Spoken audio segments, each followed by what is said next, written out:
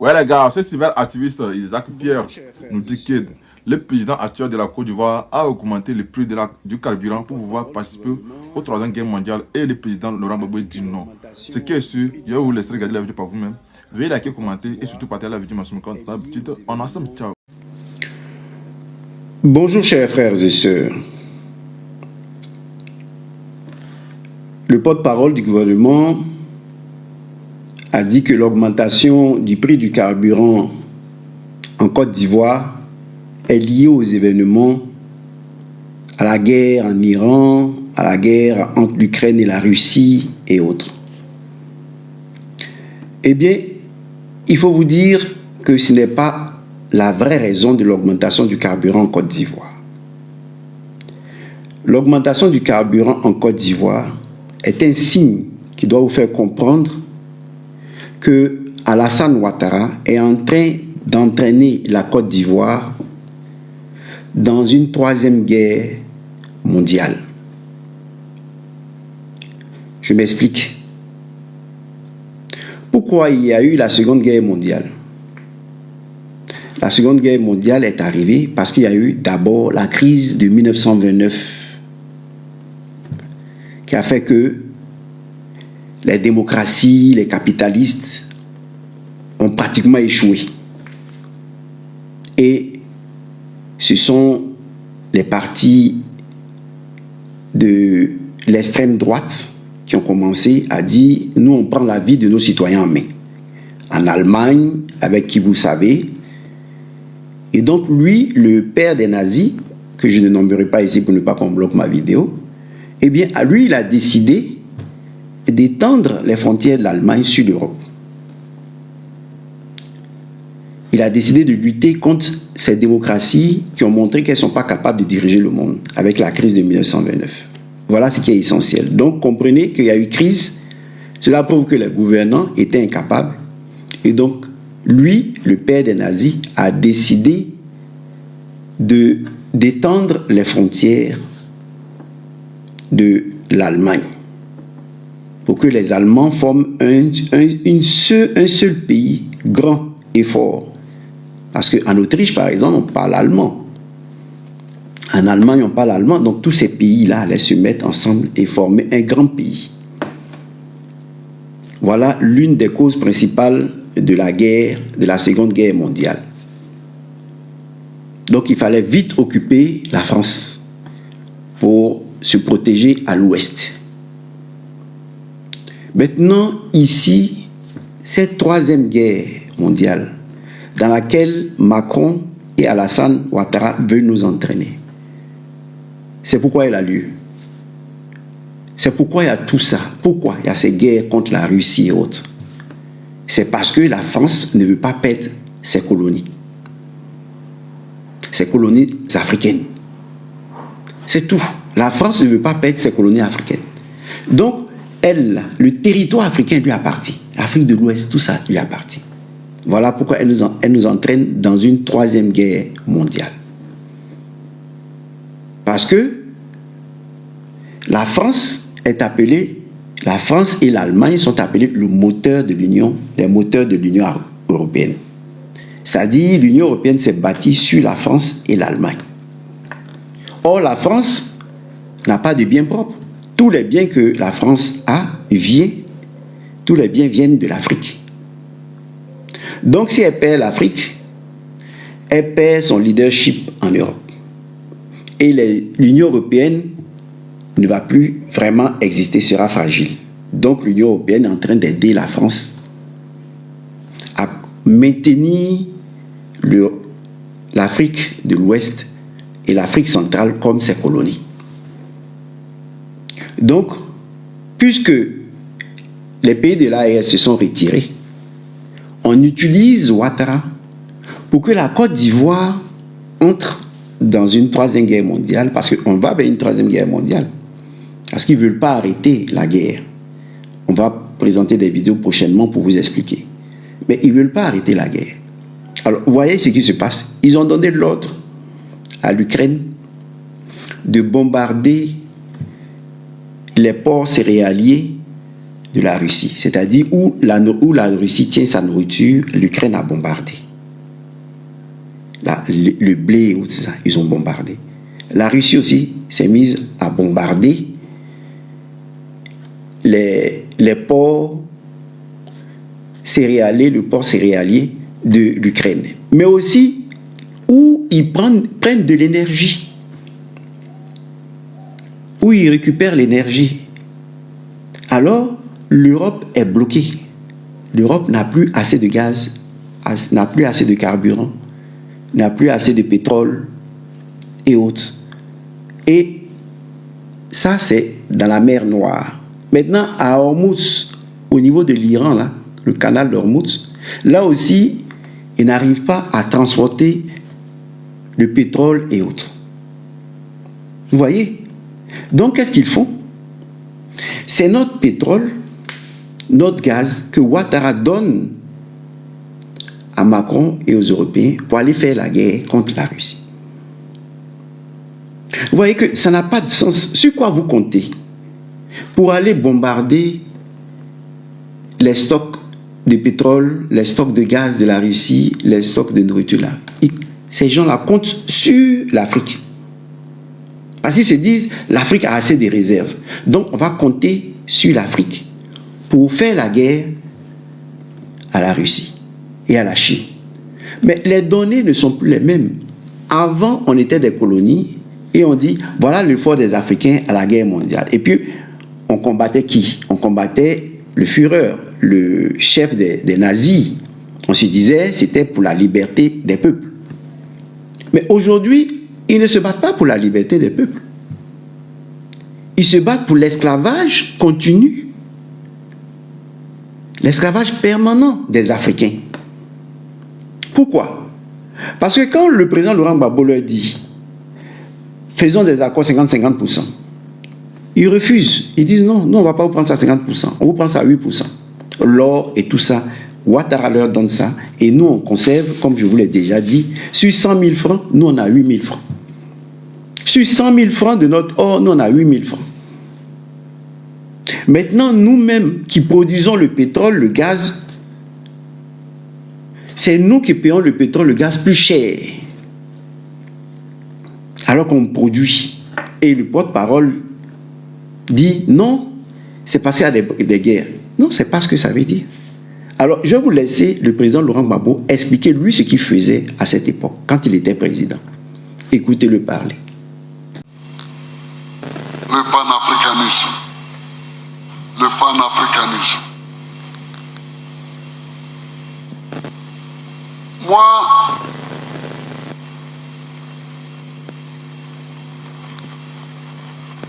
quand j'étais président,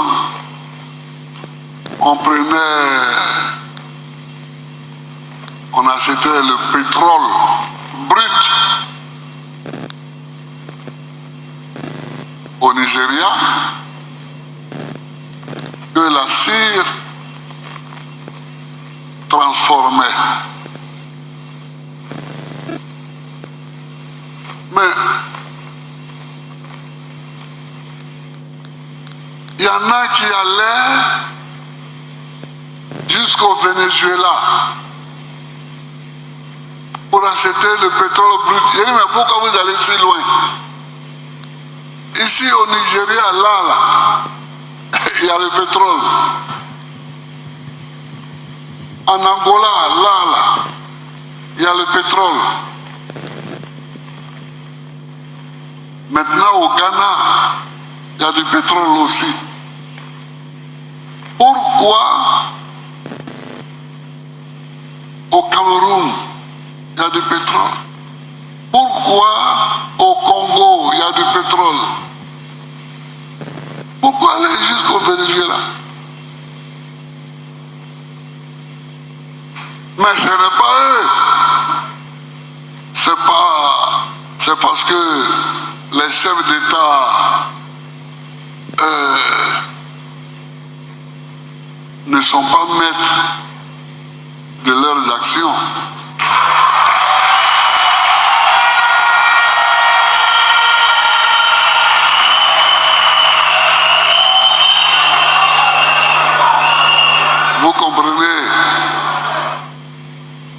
Donc,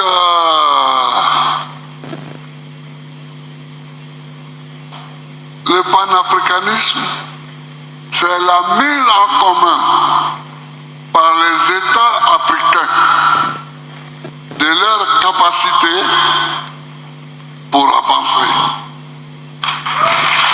C'est la mise en commun de leur capacité pour avancer.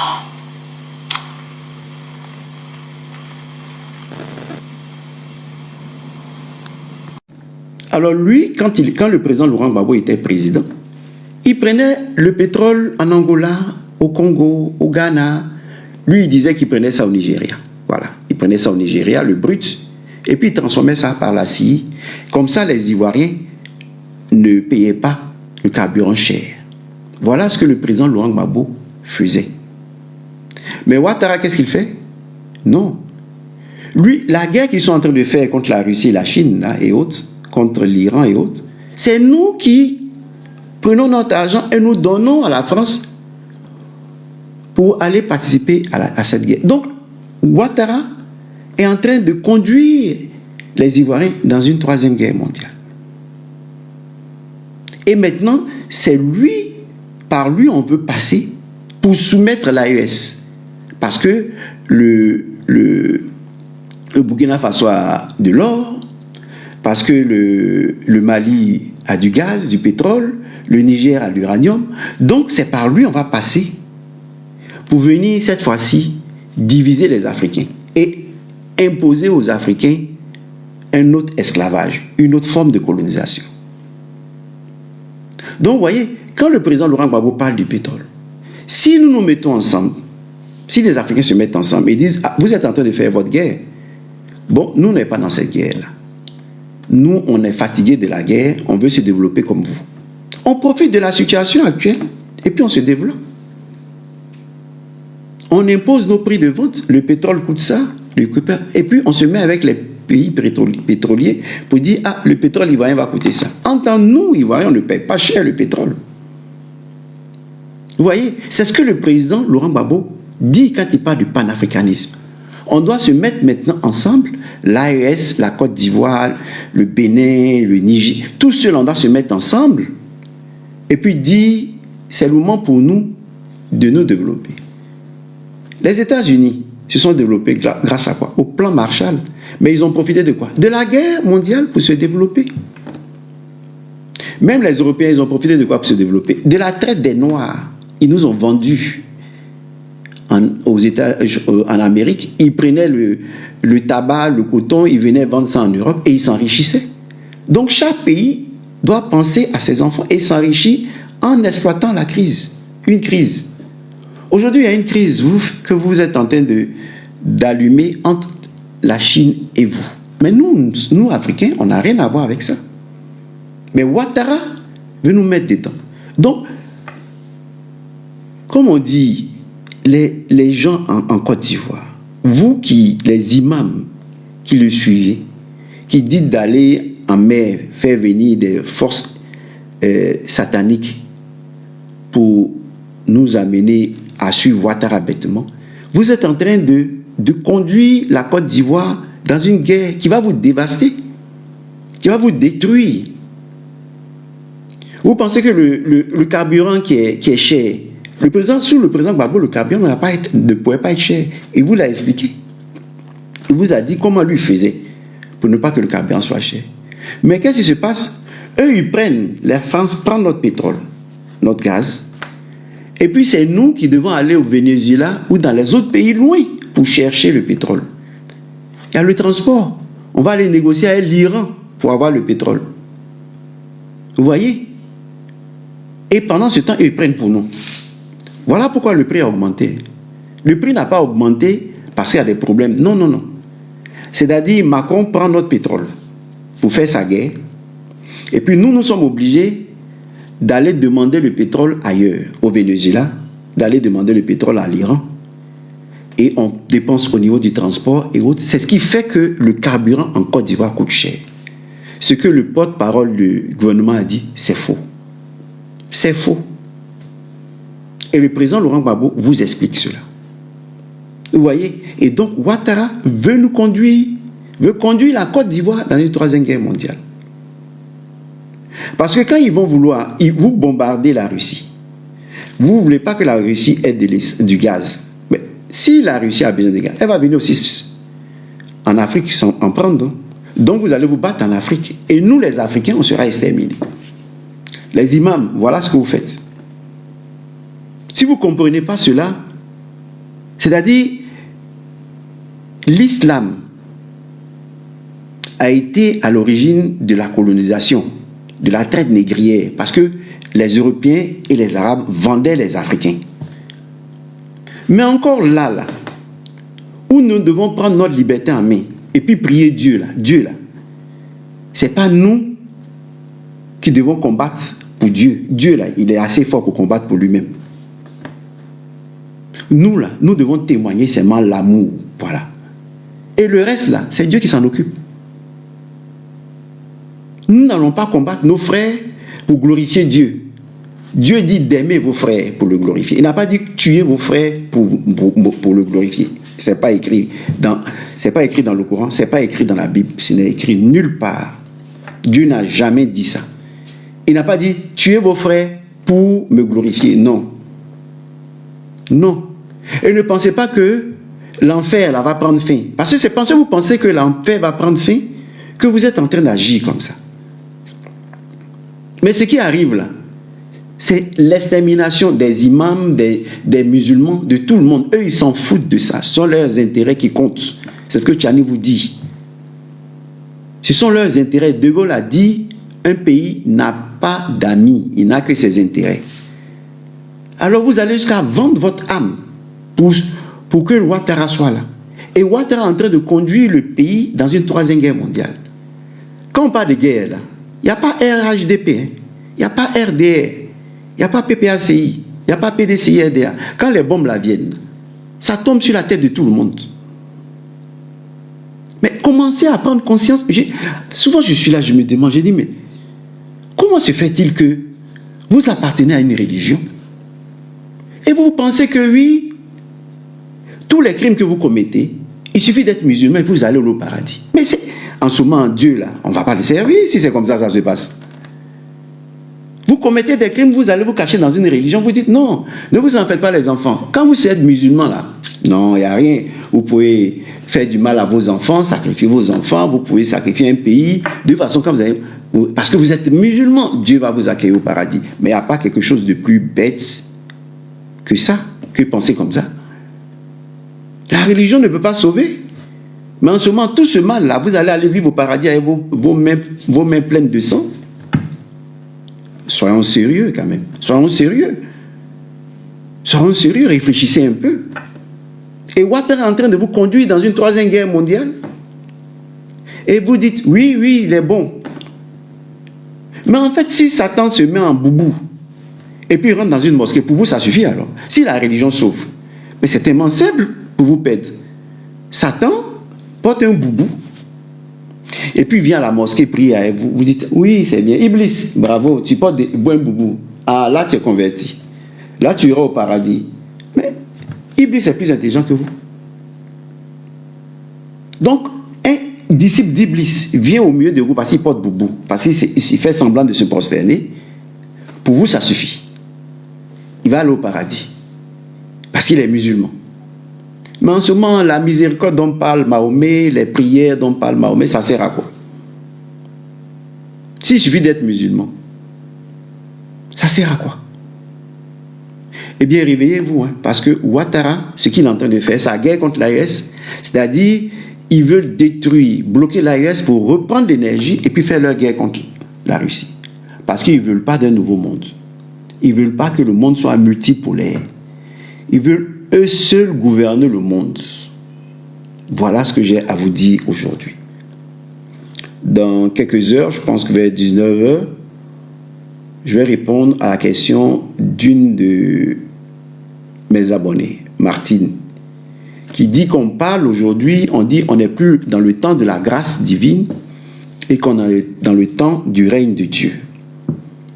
De quoi s'agit-il? Alors je vais vous répondre et je vais vous profiter pour parler de l'évangile d'aujourd'hui, de la Cananéenne qui dit à Jésus de libérer sa fille tourmentée. On va en parler aussi ce soir. Donc, sachez que Saint Paul nous dit, c'est pas contre la chair et le sang que nous luttons. Nous luttons contre des créatures qui habitent les espaces célestes. Vous voyez, des créatures qui habitent les espaces célestes. Et quand on vous dit aujourd'hui, on parle d'extraterrestres, vous dites non, mais des créatures habitent les espaces célestes. C'est Saint Paul qui dit. Hein? Aujourd'hui, on parle d'ovnis, mais on parle aussi aujourd'hui de pavnis, de phénomènes non identifiés. Phénomènes, c'est-à-dire il se passe des choses dans le monde. Il y a des créatures qui quittent des zones qui viennent sur Terre, se faire passer pour des hommes, et ils sont en train de mélanger la tête de tout le monde. Alors ce soir, je vais vous donner des textes bibliques qui vous disent que des textes bibliques qui vous disent que les extraterrestres existent. Mais extraterrestre, c'est seulement un mot. Je vais vous donner des textes bibliques pour vous dire que dans la mer où les imams envoient les gens, il y a des personnes qui habitent là-bas. Alors, si vous n'êtes pas prêt à comprendre tout ça, vous allez vous perdre. Et voilà pourquoi je vais répondre à la question de Martine sur le règne de Dieu et la grâce de Dieu. Donc ce soir, on va méditer sur cela. Il y a des textes bibliques, je vais vous lire ces textes-là pour que vous compreniez que les temps seront durs. Parce que cette guerre-là, ce n'est pas la chair et le sang qui a l'origine de cette guerre. Ce sont des guerres qui sont passées déjà, que ces créatures envoient sur la terre. C'est leur palabre qu'ils sont en train de faire, de continuer à faire en passant par nous. Mais nous, les Ivoiriens, on doit sortir de cette guerre-là, troisième guerre mondiale. On doit sortir de là. Ce n'est pas à notre avantage, ce n'est pas bon pour nous. Donc les imams, là, entre Ouattara et la guerre dans laquelle il est en train de nous envoyer contre l'AES, pour que la Russie vienne nous bombarder, pour que la Chine vienne nous bombarder, là. Entre ça, vous voulez quoi? Il est temps de vous décider. Il a fait un embargo sur les médicaments. Les Djoulas sont morts, les Bétés sont morts, les Baoulés sont morts, les gens du Nord sont morts, parce que les gens du Nord ne sont pas des Djoulas. Aujourd'hui, là, il est en train d'envoyer une guerre. La guerre, là, ça ne connaît pas le visage de quelqu'un. Donc, commencez à prendre conscience pour quitter derrière Téné Birahima Ouattara et son frère. Quittez derrière eux. C'est vous qui allez partir. Eux, là, ils vont prendre leurs avions pour partir en France. Kandia Camara vous l'a dit. Ils ont fait déjà leur contrat avec l'hôpital que vous connaissez, avec la compagnie que vous connaissez. Ils ont déjà fait leur contrat. Ce n'est pas eux qui vont partir, c'est vous qui allez être exterminés quand ils vont commencer à bombarder la Côte d'Ivoire. Voilà ce que j'avais à vous dire aujourd'hui. Le président Gbagbo vous montre la voie pour ne pas entrer dans cette guerre. Il dit que les Africains se mettent ensemble pour ne pas entrer dans cette guerre. Ouattara veut diviser les Africains pour entrer dans cette guerre. On est allé combattre l'Allemagne pour la France. On a eu quoi dedans? On a eu quoi dedans? On est resté dans la colonisation, même pire qu'avant. Même la Russie là, a aidé la France à combattre l'Allemagne, les nazis. Aujourd'hui, c'est la Russie que la France est en train de combattre. Et vous, si vous voulez suivre ces gens-là, vous voulez suivre ces gens-là qui n'ont aucune reconnaissance, ils s'en foutent, ce sont leurs intérêts qui importent. Et la Russie là, a permis de libérer la France. Mais aujourd'hui, c'est la Russie qui est en train de combattre. Nous, là, nos parents sont morts pour eux. Mais aujourd'hui, là, ils veulent que nous soyons toujours des esclaves. Et maintenant, nous allons encore entrer dans une troisième guerre mondiale. Parce que Ouattara veut. Parce que les musulmans de Côte d'Ivoire veulent. Mais où on va là? Il faut arrêter ça. À ce soir. À vous, Les amis, écoutons un peu d'espoir. Je me tiens ici, devant votre caméra ici, pour vous faire cette vidéo. Je vous ai montré par A plus B, par tous les moyens, le Dieu créateur qui vous a créé. Je vous l'ai montré, vous l'avez vu. Et je vous ai montré toutes les vérités possibles. Vous savez que le pouvoir ici en Côte d'Ivoire, c'est nous que Dieu utilise, c'est ce que je vous ai dit, c'est nous que Dieu utilise pour donner le pouvoir. Même vous-même pour arriver là-bas, vous avez vu ce qui s'est passé. Vos soldats là me connaissent. Ils ne peuvent pas dire le contraire qu'ils ne me connaissent pas. Ils ne peuvent pas dire le contraire. Ils me connaissent. Ils m'ont vu. Je suis allé même leur donner des lettres. On va les laisser les lettres même. Quand vous étiez dans la rébellion, de toute façon, je vous ai défié. Depuis votre fief là-bas. Ce qu'on a dit qu'on ne fait pas, j'ai été là-bas, j'ai fait tout ça là, vous m'avez vu. Vous-même, vous avez pris dans une voiture, dans des voitures personnelles. Venu me déposer la nuit. Tout ça, je reconnais. Vous m'avez proposé même de l'argent. Si tu as besoin de quelque chose, il faut venir nous voir. Tout ça, j'ai vu. Mais moi, j'ai dit non, c'est pas ce que je veux. Encore, Ayam Soukro.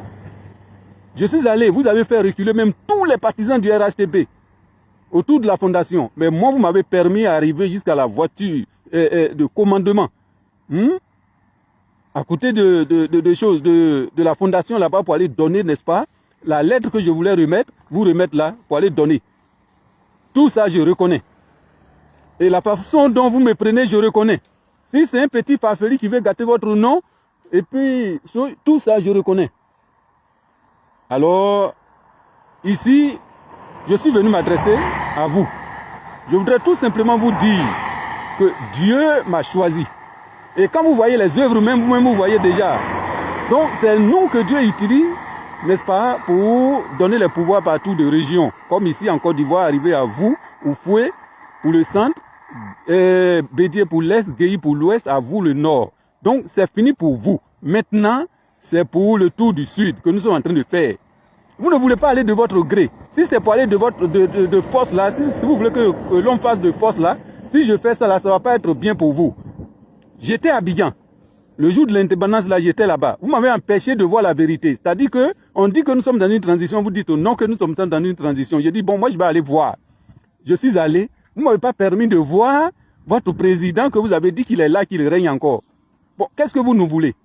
Aujourd'hui, je suis venu m'adresser à vous. Partez. Et puis, en tout cas, annoncer la transition tout simplement. Ce n'est même pas une affaire de parti. Annoncer la transition. Les suites là, ça nous appartient. Nous-mêmes, on saura faire ce qu'on doit faire. Voilà, c'est tout ce que j'ai voulu vous dire. Sinon, ça ne sera pas bon pour vous. Ça ne sera vraiment pas bon pour vous. Vous avez vu au nord, ce que j'avais fixé là-bas, les 2 avions qui ont manqué d'écraser sur vous. La dernière fois là, je pouvais faire. Vous avez vu les avions qui survolent là. Il suffit même tout simplement de dire au nom de Jésus-Christ de Nazareth, avion, descends sur eux. C'est fini. Tout ça, j'avais fait dans le spirituel ici. Mais le Seigneur n'a pas permis ça. Aujourd'hui, je suis de retour à mon lieu de résidence. Nous allons poursuivre. Parce que c'est une transition. C'est forcément ça. C'est ce que nous devons avoir. C'est pour le tour du sud. Donc, on ne va pas arrêter. Vous ne pouvez rien me faire aussi. Vous voulez que j'agisse. Ou bien vous voulez que Dieu... D'accord. Il n'y a pas de problème. À partir de cette vidéo-là, si vous n'avez pas annoncé la transition, parce qu'il faut retenir la chose. Si vous n'avez pas annoncé la transition et que vous voulez que ce soit par nous,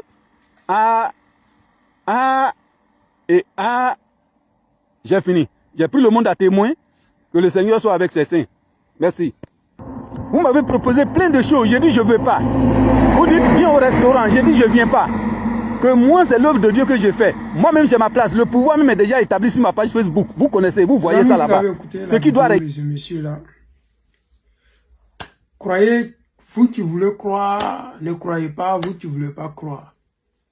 Il y a une chose qui est sûre, c'est que aujourd'hui les Ivoiriens ne sont plus prêts pour Alassane Draman Ouattara. Ça, c'est un fait. Qu'ils disent que c'est religieux ou c'est pas religieux, c'est pas important. Vous qui voulez croire que ce qu'il dit là, c'est faisable, croyez. Mais il y a une chose qui est sûre, c'est que à l'heure où nous sommes là, le pouvoir qui est en haut, c'est arrivé autour des gens qui sont en bas. Si vous voulez opprimer les gens, emprisonner les gens, maltraiter les gens. Mais vous devez savoir que le pouvoir là, ça arrive autour des gens du sud.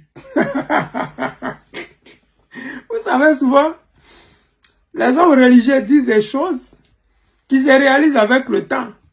Si le guide président Laurent Gbagbo était un homme religieux, On allait dire que c'est un prophète. Mais comme il ne s'est jamais adonné à ces genre de choses-là, voilà pourquoi beaucoup ne disent pas, mais nous autres là, on sait que le guide président Laurent Gbagbo, il n'est pas simple. Regardez les 5 personnes qu'il a placées à la tête du PPACI. Regardez bien dans les 5 personnes là. Qu'est-ce que vous voyez? Est-ce que c'est fait exprès? Est-ce que c'est un visionnaire? Est-ce que ce monsieur qu'on appelle le guide président Laurent Gbagbo là, il voit avant que nous autres là, nous venions vivre? Parce que s'il lui voyait, c'est qu'il a déjà prédit quelque chose que nous on ne sait pas encore. Ou bien c'est faux.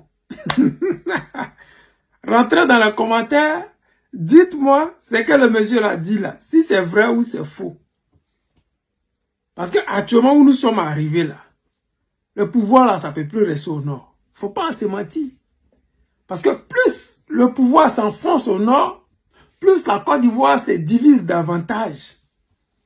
Si on veut une nation, on doit vite résoudre ce problème-là. On doit très vite enlever ce pouvoir-là au nord pour le ramener au sud. Parce qu'avec les nordistes, il n'y a pas de cohésion nationale. La dictature a pris le dessus. Le malheur se promène en Côte d'Ivoire. Il ne se passe pas une journée, je dis bien, il ne se passe plus une journée sans qu'une personne n'ait déjà. Il ne se passe plus une journée. Aujourd'hui, je viens de voir accident encore. Pour vous dire qu'il ne se passe plus une journée. Mais comme faire la promotion du mal ne m'intéresse pas, voilà pourquoi j'ai un peu stoppé. Parce que je ne veux pas les aider à toucher les Ivoiriens moralement. Non. Je veux donner l'espoir au peuple ivoirien. Je veux que nous ayons l'espoir. Je veux que ce peuple se rende compte qu'aujourd'hui c'est dur. Ce n'est pas dur parce que nous ne nous battons pas. C'est dur parce que ce n'est pas encore le moment. Sinon, dans tous les 4 points cardinaux du pays, les enfants de la Côte d'Ivoire se battent pour une cohésion nationale. Regardez comment les Djoula se battent en ce moment-là. Tantôt ils sont en clash, elle est Sénifo, tantôt c'est avec les BT, tantôt c'est les guerriers. C'est-à-dire qu'ils cherchent forcément à exister parce qu'ils sentent le danger venir. La marmaille qu'ils ont pris pour gouverner ce pays-là, c'est en train de les lâcher. Le mensonge qu'ils ont pris pour venir au pouvoir, là, c'est en train de s'en aller. Je veux simplement que vous partagez cette vidéo-là. C'est juste donner de l'espoir au peuple ivoirien. C'est juste dire à ce peuple ivoirien, à toutes ces personnes qui désespèrent, à toutes ces personnes qui sont en prison telles que Picasso, le camarade, comment on appelle, Steve Biko, le ministre Dosso Redel et toute sa famille, à toutes ces personnes comme le lieutenant Bawa Félicien, ces personnes qui sont vraiment dans le désespoir et qui se posent la question, est-ce que nous allons nous en sortir? Je vous dis que cette vidéo-là, elle vous est adressée. Parce que sans espoir, il n'y a pas de combat. Ceux qui sont en force, ceux qui sont en face, ils sont tellement forts que quand ils regardent à gauche, quand ils regardent à droite, si ce n'est pas l'espoir, on ne peut pas continuer ce combat-là. Parce qu'ils ont emprisonné tout le monde sans exception. Ils ont même emprisonné le mental, l'esprit des Ivoiriens. Aujourd'hui, très peu d'Ivoiriens ont le courage même de dénoncer. Mais s'il y a l'espoir, il y aura une personne, les 2, 3, 4 personnes qui vont allumer des bougies dans le noir pour éclairer ce chemin qui est en ce moment dans l'obscurité. Les amis, c'était le président Lothar, l'ami des dirigeants qui se respectent. Je vous aime et je vous dis à tout à l'heure. Voilà, bonjour chers parents riverains. Je suis au quartier Beau Soleil comme vous aussi. Nous habitons tous le quartier Beau Soleil qui dit quartier résidentiel de Toulopleu. Voilà, ce quartier-là même qui fait la fierté, où il y a les jolis bâtisses qui sortent de terre. Voilà.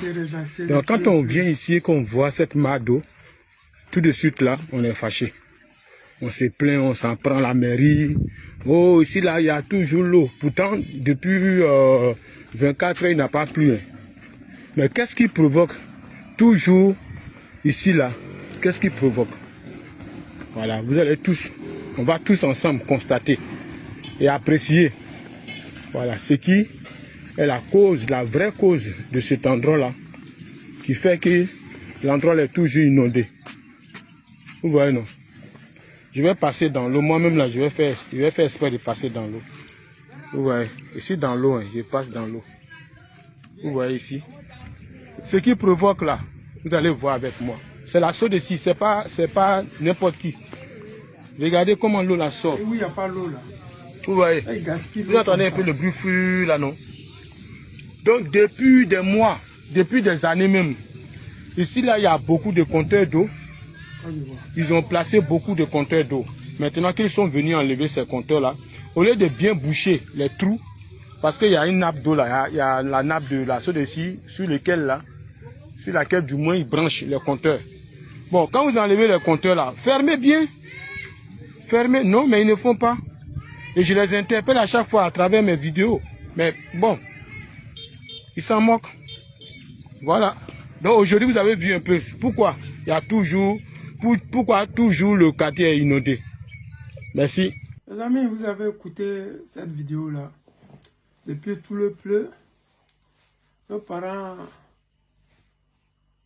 vraiment, la Côte d'Ivoire, les gens, je ne sais pas, tout n'est pas forcément Ouattara. Ouattara peut fermer ses yeux sur certaines choses. Mais il y a des trucs qui je ne sais pas, ce n'est même pas du ressort du président de la République. Ce sont des choses simples qu'on peut régler en une journée. Mais je ne sais pas s'il y a une mairie dans tout le pleu là. S'il y a une mairie, est-ce qu'il y a des gens qui habitent dans le quartier là? Ou est-ce que la mairie a un numéro qu'on peut appeler? Parce que si la SODECI ne fait pas son travail, mais je pense que la mairie, elle peut le faire. C'est dommage. Parce que c'est de l'argent qui est en train d'être gaspillé comme ça. Je sais que ceux qui habitent dans le quartier, ils sont riches. Ils ne sentiront pas, si les factures ont augmenté, multipliées par 10, ils ne sentiront pas, c'est pas grave. Mais c'est du gaspillage. Parce qu'il y a certaines régions où il n'y a pas de l'eau. Il y a certains endroits comme à Abidjan où on coupe l'eau matin, midi, soir. Donc, de grâce, si vous avez cette chance-là, saisissez-la. Maintenant, si vous travaillez à SODECI, à CEI, si vous voyez cette vidéo-là, vraiment, partagez. Pour que les agents de la SODECI, de tout le pleu, s'ils voient ça, qu'ils se rendent compte que c'est du gaspillage. Parce que le monsieur dit, depuis des mois, les gens disent, ah, peut-être comme ce n'est pas mon compteur, moi, de toute façon, je m'en fiche. Mais ce n'est pas ça. Ce n'est pas pour ça qu'on se bat. Le pays, là, si c'était dans... On s'en fout, là. On n'allait même pas mettre nos caméras ici pour décrire quoi que ce soit. Jamais. On n'allait même pas parler de quoi que ce soit. Mais quand tu penses que le pays a tellement besoin, quand tu penses que le pays peut tellement faire mieux, quand tu vois les richesses que nous avons, et tu vois les dirigeants qui dirigent le pays là, la merde, la honte qu'ils nous mettent, tu es obligé de sortir et de parler. Que tu le veuilles ou pas, quand tu vois tes petits frères qui ne vont pas à l'école, tes petits soeurs qui sont payés les normaux pour se mettre bien, quand tu vois des enfants ivoiriens qui dorment dans les rues parce que simplement ils n'ont pas où dormir. Aujourd'hui, j'ai vu une photo où ils ont déjà 2 enfants. Parce qu'ils ont allé voler le téléphone. On les a déjà 2 enfants. Ils n'ont même pas 15 ans. Mais au lieu qu'ils soient à l'école, ils sont en train de voler. Mais pourquoi ils volent? Parce que le gouvernement a échoué. Je ne dis pas que dans les pays riches, on ne vole pas. Mais nous, les Africains, là, le niveau que nous avons en ce moment-là, nos enfants, si leurs parents ont l'argent pour leur donner à manger, ils vont aller jouer au football. Ils vont aller jouer au basket. Nous, notre génération, là, c'était comme ça. Notre génération, là, c'est les femmes, on cherchait.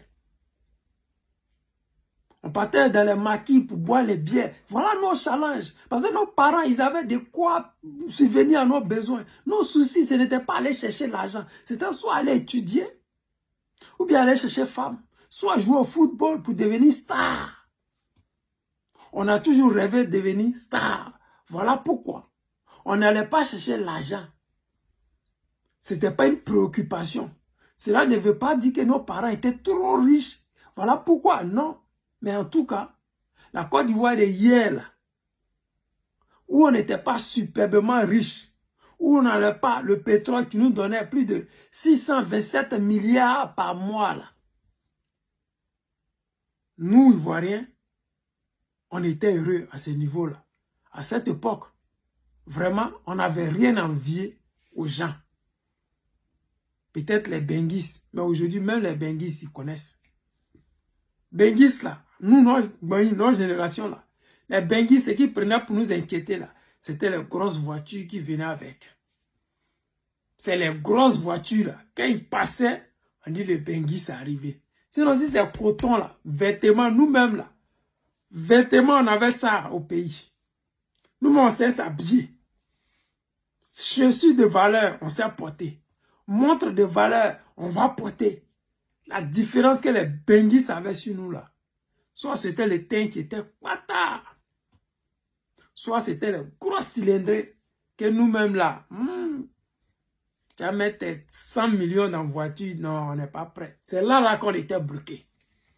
Mais regardez aujourd'hui ce qui se passe.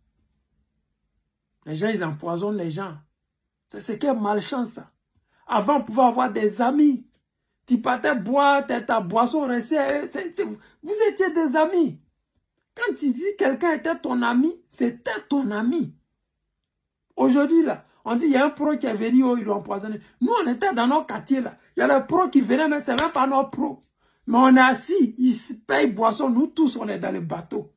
On dit, on va faire couler le bateau. Ce n'est pas nos pros. Mais on est assis. Les gars vont nous donner boisson, nous tous. Mais aujourd'hui, là, votre pro vient, vous allez l'empoisonner. Tellement les gens, ils ont une mauvaise façon de vivre aujourd'hui. Une mauvaise manière de vivre. C'est des envieux. Mais c'est la pauvreté qui rend les gens comme ça.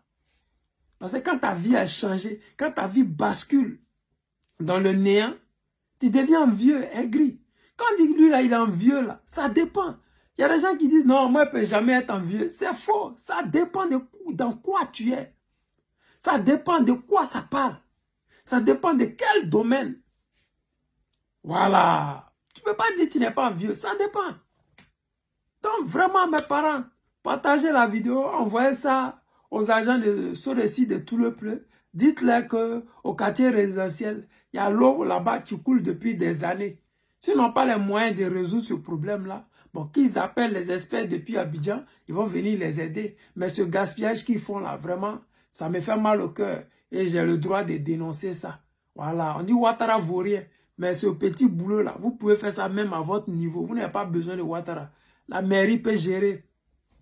La Sorécy elle-même, là, elle peut gérer. Donc ça, c'est un petit truc que vous pouvez gérer. Vous n'avez pas besoin d'attendre que Ouattara donne le feu vert ou bien le premier ministre ou bien je ne sais quoi. Vraiment, les amis, c'était le président Lota, l'ami des dirigeants qui se respectent. Je vous aime et je vous dis à tout à l'heure.